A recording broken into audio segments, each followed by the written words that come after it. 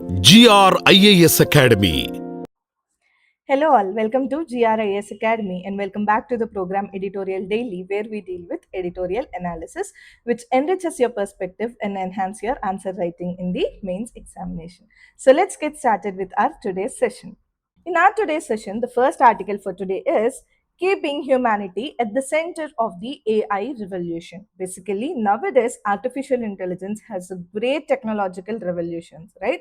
So it has the potential to transform anything, like might let it be the healthcare, let it be the governance, the disaster management, the education, the agriculture, and the economic productivity. So, however, this article argues mainly that the AI should remain a tool to serve the humanity. AI should be the tool to serve the humanity. Okay, this is what the article is telling. Okay, so yes, so it not to replace or dominate it. It should not replace or dominate the humanity. It should not replace or dominate the humanity, but it has to be the tool for the service of humanity. Okay, so the human dignity, the ethics, the accountability, and the democratic values must remain at the center of AI development. Okay, so what is the core message of this article is basically AI promises must be guided by ethics. AI promises must be guided by the ethics, human dignity, and the accountability. Human dignity and accountability. Okay, this is what the main core of the core message from this article which we can see. Okay, when AI is majorly contributing to the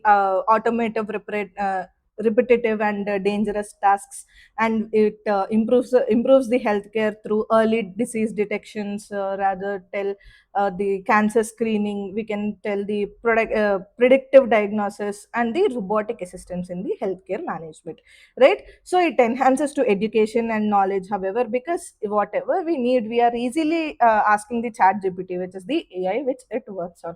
Okay, it supports the disaster management and the weather forecasting also, and promotes the environmental sustainability. So it improves the delivery of the public services and encourage the inclusion of the social and economic development. Okay, so AI can significantly improve the human welfare when it is used responsibly, not in a bad manner. Okay, and basically we can tell, like, technology shouldn't override the human values. Basically, when we talk about the AI and all, it should be in a way that it would be helpful for the human, but it should not override the values of the human. This is what the author tells, because in this article the author Ashwini Kumar, he says that the author cautions about the threatenings, which is technological progresses as an end in itself. Okay, so excessive dependence on AI may weaken your human emotions, your creativity, your moral judgment, and intuitions. Okay, basically, when before the AI has come, we generally used to refer to some dictionaries or else the standard books if you have any doubts. But now, sitting in a one place, we can click on a go, you can clear your doubt easily without a faculty even.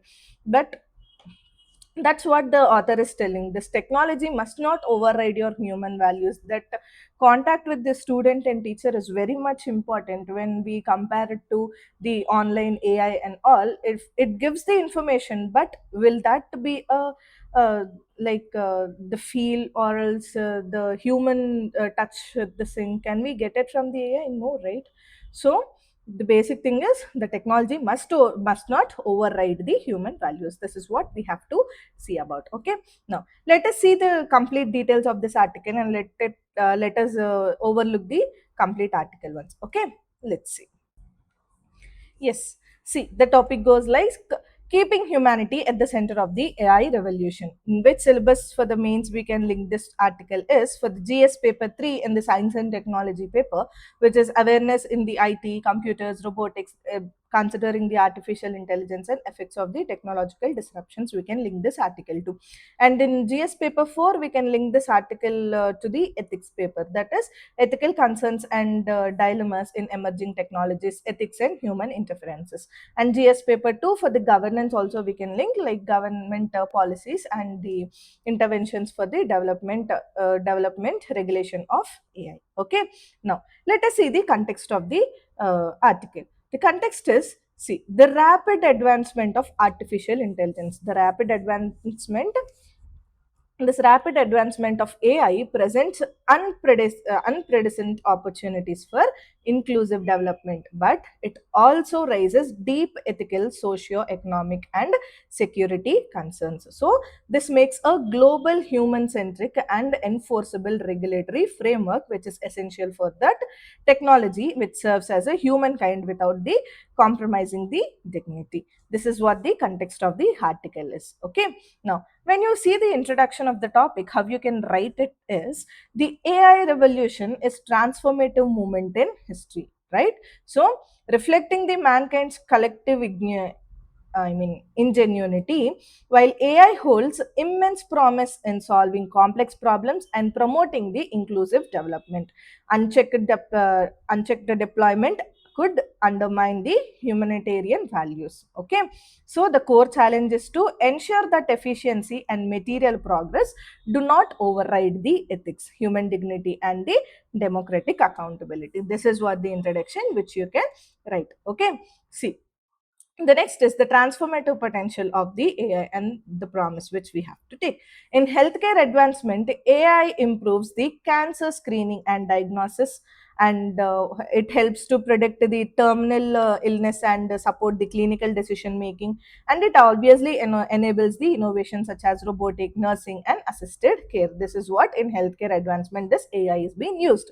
Now, in socio-economic inclusions, how this AI can be used is, it improves the targeting of welfare and economic aid to the marginalized. Okay, and it expands the access to the education, knowledge, and public services. And also, it can democratize the digital opportunities when designed inclusively.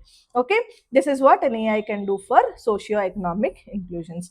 Next, in the efficiency and the environment, when you see, it automates the tedious tasks and free time for the essential human work. And also, it assists in disaster management and weather forecasting, and it supports the environmental sustainability and resource optimization. This is how a AI can work in few sectors. Okay, now, let us see the challenges and the concerns now. The challenges are in socio-economic disruption, like rapid automation can trigger the job displacement. Obviously, when AI is working for something, why do we need a person to do that? Obviously, we are paying for a person to do that job. When the AI has come, it leads to the job displacement and income inequality in it. Okay, and the psychological stress, alienation, and the risk of uselessness class in the society will increase. This is one of the major concern in the socio-economic disruptions. Next, in security and sovereignty risks, like data privacy breaches, electoral manipulation, we can't rely on AI with that data, because we are giving that lot of data. Even we are editing our photos in chat GPT and all, but is that how much we can be reliable on this chat GPT? Can we once think of yourselves and do that? Okay, because we are providing a lot more data to the AI. If it is misused, what happens? It will be a very, very, very big concern if it is misused. Okay, so see, the data privacy breaches, the electoral manipulations, and all. AI enabled phishing, surveillance, censorship, and rogue weapons, which are threaten national security and demographic integrity. This is one of the major concern. Next is the philosophical dilemmas. Like, AI may replicate the cognition but lacks the human emotion. Obviously, when I said an example of a teacher and a student, when you directly talk to a teacher, the teacher will understand your emotions. Like, yes, he is in a very much stress, so that I have to help him in some other way. Like, I have to give him a clear cut clarity of this topic. He shouldn't get stressed. The teacher, I mean, the mentor or a teacher will talk in a different way when compared to AI. This is what you will lack a human emotion. Okay, it lacks the human emotions, institutions, or the moral judgments. Okay, so it raises a question on meaning, that consequences, and the nature of the intelligent. Okay, so AI is not merely a technological revolution, it is a civilization test of whether innovation can remain anchored in humanity, ethics, and dignity. This is what the core insight of this article. Okay, now let us see. Moving forward, we'll see the need for a moral compass and ethical AI governance. Like, see, in humanist centric approach, we can say that AI development must be harmonized with the conditions of a virtuous society. Okay, and the technology should not succumb to the idolatry of profit. It should not succumb to the idolatry of profit. It to protect the weak, preserve human dignity, and respect the emotional well-being. This is what we can come up. This is the moral compass we can come up in the humanistic centric approach. Okay, now we can see in why voluntary commitments are not enough for this is voluntary commitments are not enough because self-regulation is insufficient. Self-regulation is insufficient, and fast moving AI systems requires enforceable standards. It requires an enforceable standards, and accountability must cover the developers, deployers, and the government also. Okay, so next, in the enforceable global regulation, like build a global mandatory global regulatory regime that which respects the national sovereignty while ensuring the effective enforcement. Okay, to focus on the transparency, the safety, the testing liability, the auditability, and the democratic oversight which we can see. Okay, next, coming to the India stance, how we need it to be the for a moral compass and the ethical AI governance is India has emphasized at major summits such as Viva Tech 2026 and the India AI Impact Summit 2026 that frontier AI should be governed by a robust and enforceable framework. Okay, so the goal is to maximum the goal is to demarcate the access to frontier AI and create a shared trustworthy ecosystem anchored in equality. Okay, anchored in the equality. This is what in the India status is. Okay, now this is the India stance.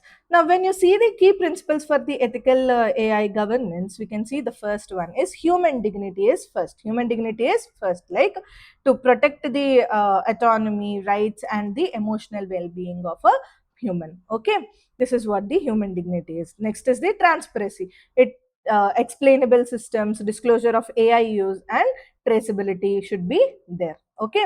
The third principle is the accountability, means the clear liability for harms, audits, and regulatory oversight. Okay, next. The fourth principle we can say is fairness and inclusion. Fairness and inclusion, which is to prevent the bias and ensure the benefits which reach the marginalized groups. Okay, next is safety and security. It should guard against the rough systems, the cyber threats, and the weaponization.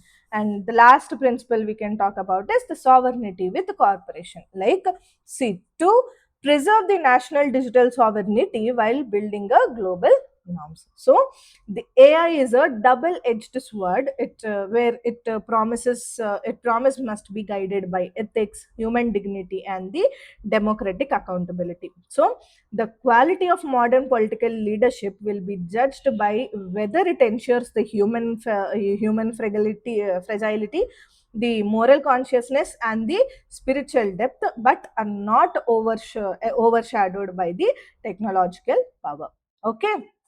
Yes. When you come to the frontier AI, which you can see is, see, the the key terminologies which we can take up from this article is the frontier AI. What is this frontier AI is about? It is highly capable, cutting edge foundational AI models with advanced capabilities and potential risks. Okay. The next keyword terminology is the digital sovereignty. So a nation's ability to control its data, platforms, hardware, software, and the digital infrastructure in line with the national security and public interest. Okay, this is what the digital sovereignty is. And then the humanist centric AI. Humanist centric AI, that the approach to the AI that prioritizes the self worth, dignity, moral values, and the human well being over pure efficiency. Okay, so AI must remain a servant of humanity but never its master. Okay, regulation, ethics, and dignity must shape the future of intelligence, not the AI. Okay, this is what the article is completely about, and this is what the author is talking about in this AI in the article. Okay, now yes. Moving on, today we will be discussing an important public health issue that lies at an intersection of healthcare, technology, women rights, and the governance. So, the topic is revisiting India's ultrasound laws. Revisiting India's ultrasound laws. So, this article asks a critical question. What's the question is, can India continue to prevent the female feticide while also using modern ultrasound technology to improve the healthcare access? Is this the question? This is the question which is being asked in this article. So let us understand this in a structured manner. Basically, let's imagine a woman in a rural area who notices a lump on her breast. Okay, so the nearest cancer hospital is a bit several hours ago, and she postpones her visit due to the the expense, travel expenses, and all. Okay, so by the time she reaches the hospital, the cancer reached a advanced stage. So now ask yourself, what if the same portable ultrasound device that had been available in that rural area, that local primary health center, her cancer could have been detected very early, much earlier. So this is exactly the issue what is highlighted today in this article. Okay, so let us see what is this PCPND Act which is introduced. PCPN uh, NDT Act. Okay, what is this act, and what is it talking about and all. Okay, to understand the debate basically in this article, we must first understand what is this PCPNDT Act 1994. Basically, this PCPNDT Act is Pre-Conceptual and Prenatal Diagnostic Test Act. Okay, Diagnostic Techniques Act. Okay, this is to stop the social evils like determining the child. Like if it is previously, when it is a girl child, they used to go for abortions because it is girl, so we will get aborted. This is what the previous ages have to be done. So during 1980s and the early 90s, so India has witnessed a sharp decline in the child sex ratio. Okay, in child sex ratio in the years of 1980s to 1990s stage. Okay, so India has witnessed a very much decline in the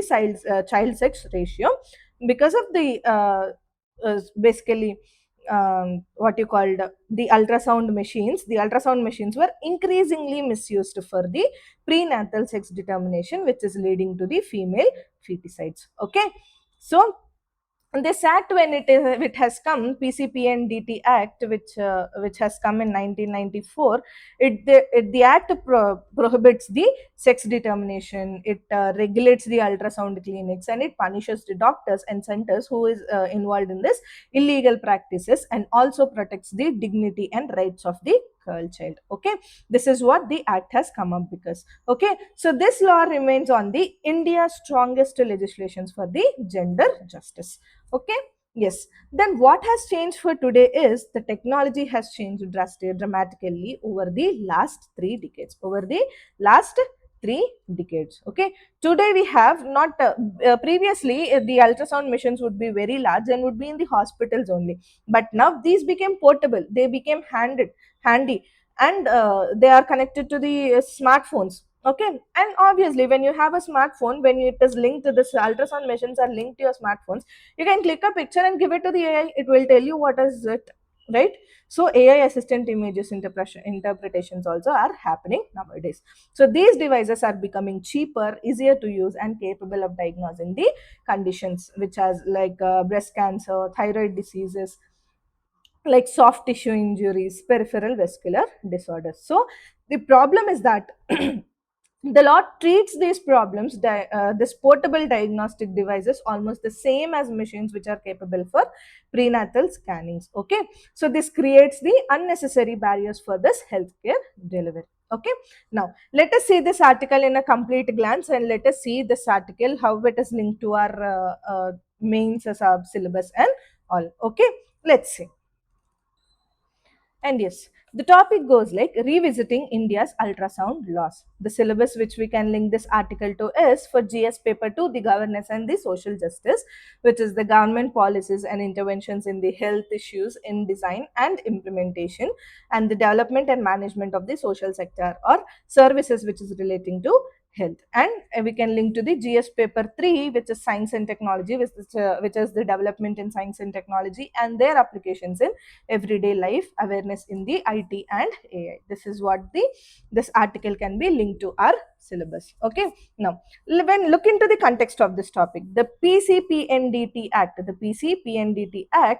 restrict regulatory framework created to curb the prenatal sex determination. Curb the prenatal sex determination is now inadvertently obstructing the use of portable ultrasound technology for community based cancer screening. Okay, so the need is to update the law so that it distinguishes between the different ultrasound which uses the cases while accommodating the technological advances. Okay, so what how can you write the introduction for this topic? Basically is, see here, see, the portable ultrasound machines can bring critical diagnosis to patients doorsteps. Obviously it is one of the helpful thing, which is especially for early cancer detection in the rural India. Okay, so yet the PCPNDT Act treats the movement of these devices outside registered facilities as a serious offense. Okay, so creating a major barrier to the accessible healthcare and exposing the mismatch between the current law and modern technology. This is what the introduction you can write. Next, when you see the provisions and the intent of the PCPNDT Act is, first let's see the background of this. The PCPNDT Act was introduced in the year 1994, as I said, to address the declining child ratio which is caused by son preference and the misuse of the ultrasonography for female feticide. Okay, next is the strict regulation. What is the strict regulations which has come up with this PCPNDT Act is, the law mandates the registration of genetic clinics and ultrasound centers and prohibits any communications of the fetus sex. Next is the immobility of equipment, like if the purchase and installation of the ultrasound machines are tightly regulated. So once installed, the machine must remain at the approved location. Moving it outside a registered facility is treated as a strict non-bailable offense. Okay, next is intention of stop sex selection, like basically with this ultrasounds and all at a particular month of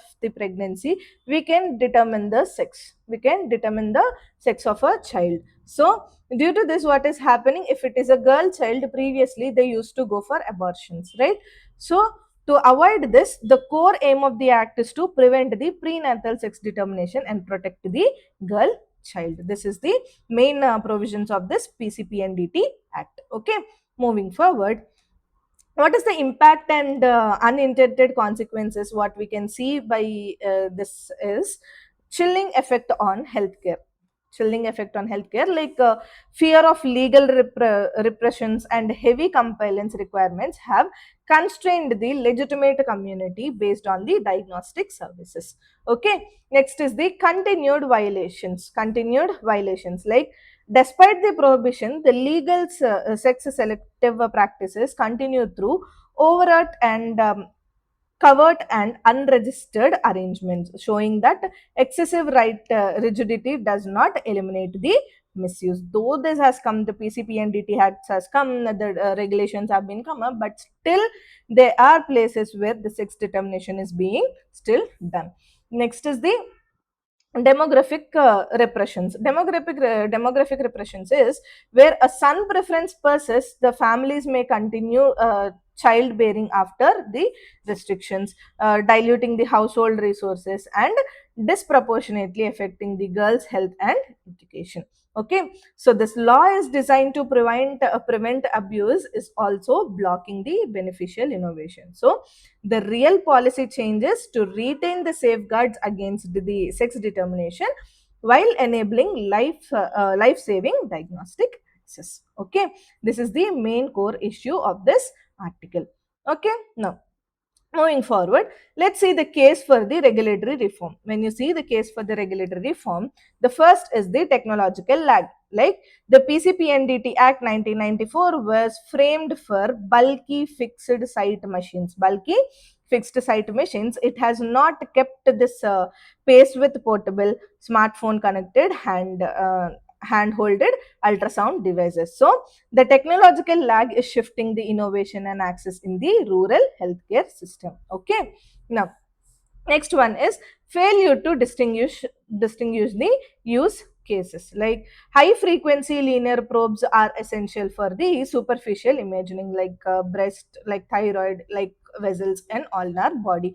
So high frequency probes, linear probes are required for this ultrasounds to detect basically the breast cancers, like might be the thyroid, might be the vessels in our body. Okay, now they lack the depth penetration required for the fetal sex determination. Okay, and yet these probes face the same severe restrictions as the obstetrics ultrasounds are. Okay, a one size fit all approach is outdated and counterproductive. Okay, now yes, the next the next thing for the regulatory reform is the role of artificial intelligence.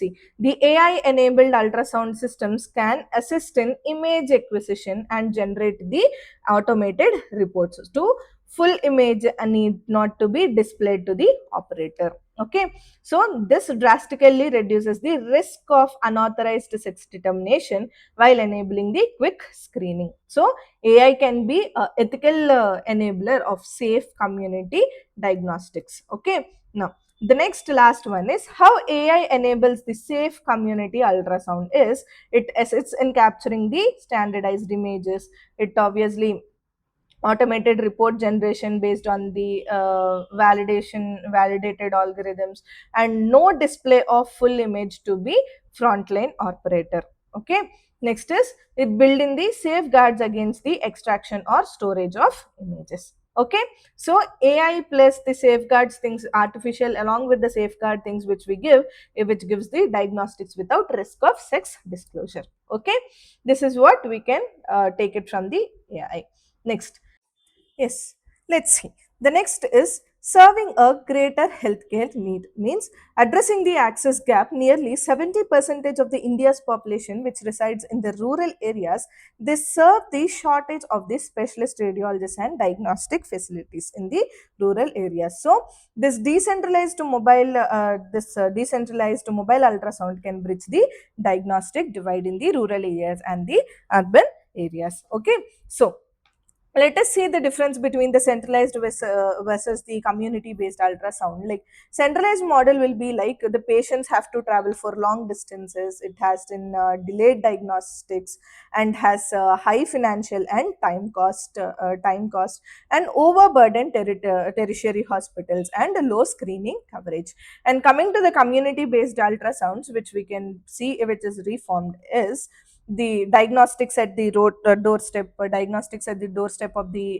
individuals, the early detections and timely referrals, the cost effective and convenient, reduce the burden on the hospitals and higher coverage and better outcomes. This is what we can differentiate between the centralized versus the community based ultrasound.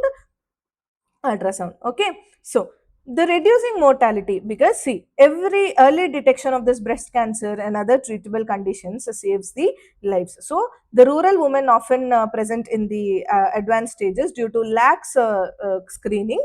This community based screening plus this timely referral can significantly reduce the mortality and the treatment costs. Okay, so the reform expands the access, which improves the outcome and saves the life. Okay, so the conclusion what you can write for this article is basically the technological shifts present new operations, the opportunities to address the India's high cancer burden. To regulatory framework must evolve rather than the stagnate, which is amending the PCPNDT Act to legalize the community based ultrasounds using the high frequency linear probes while incorporating the safeguards for the AI enabled imaging to prevent the sex disclosure, which can ensure that the life saving diagnostic services are expanded safely without compromising the fight against the self selective abortion. So, the goal should be clear that to protect the girl, child, and save all the lives. This is what the goal has to be there. Okay, now when you see the key takeaway from this article basically basically the regulation must protect, not paralyze. Like an updated intelligent framework can eliminate the misuse while the unleashing the full potential of ultrasound technology to deliver the equitable life saving care to every Indian. Okay, and the few terminologies which you can take from this article is the PCPNDT Act, which we have taken for this protection of girl child, prevention of abortions and all. Okay, that is pre conception and prenatal diagnostic technologies act, which is enforced in 1994. The next is high frequency linear probes, which are used to detect this breast cancers and all. Okay, next, the last one is community based screening, which is the proactive health screening initiatives which are being conducted outside the traditional clinic or hospital. Okay, hospital settings to directly within the communities to improve the early disease detection and accessibility for the under reserved or rural people. Okay, so this is what the article is about. Yes, and we are done for these articles. And yes, these are the articles for today, which is the keeping humanity at the center of the AI revolution and the revisiting India's ultrasound laws. So both these articles convey a common message, which is the technology is a powerful enabler of human progresses, but its true value lies in how responsibly it serves the society. So while artificial intelligence has a potential to revolutionize the governance, healthcare, and the economic development, innovations such as the portable ultrasound and AI-based diagnostic demonstrates how this technology can directly improve the people's lives. Okay, so through people's life through early detection of diseases and accessible healthcare. So at the same time, the advances also highlights the need for the ethical safeguards like robust regulation, protection of the ethical protection of the human dignity, and what you say, the privacy and the accountability. So India's challenge is therefore not to create the human centric, adaptive, and advanced based evidence based governance frameworks that encourages the technological progress while preventing the misuse. Okay, so ultimately the success of the AI era will be measured not by the sophistication of the machines but by their ability to enhance their human well-being. So upload the to uphold the constitutional values and to ensure the individual is and ensuring that no individual is left behind in the journey of development. This is what how we can conclude our both the topics. Okay, so yes, this is for today. These are the articles which we have been. These are the articles which we discussed today. I hope everyone liked the lecture. to get a detailed note of it, do visit our website and download the PDF from there. You'll get a clear notes of this two editorials. And yes, do follow, like, share, and subscribe to our YouTube channel for daily editorial analysis. And do follow our Instagram ID and the Telegram ID for your UPSC preparation. And all the links for the website and this Instagram, YouTube, and Telegram are provided in the description below. Okay, so yes, see you all soon tomorrow with the editorial analysis. Thank you.